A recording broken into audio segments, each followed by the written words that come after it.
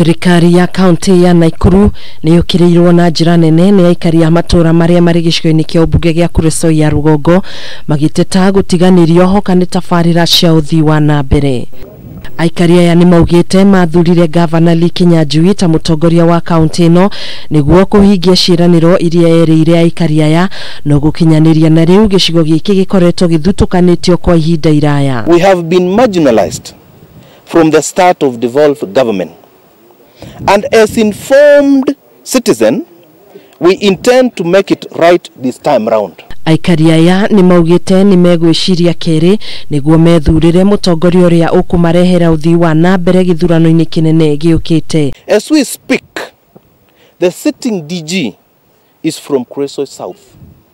Women rep, nominated MP for youth, immediate former CC, finance, and several others.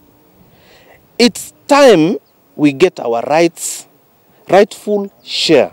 Oho ni mongereire kuga magathura mutongoria uria ukoretwo na rekodi njega cia kurutira muingi wira niguo kuona gicigo giki gigikura na guteithiriria aikari kwiyukiriria kimuturire. Vijana wetu hapa Kuresoi North wamekosa makazi, wamekosa ajira kwa sababu hatuna viongozi ambao wanatutetea. Tumeumia wakati nyingi.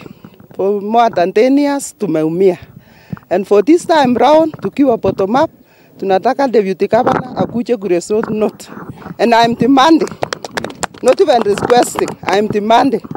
So wakaaji wa Kuresoi North tumepanga hivyo na hatutaki hatupangwingwi. Handu-ini ha Kameme TV njitagwo Gathoni Wang'ang'a.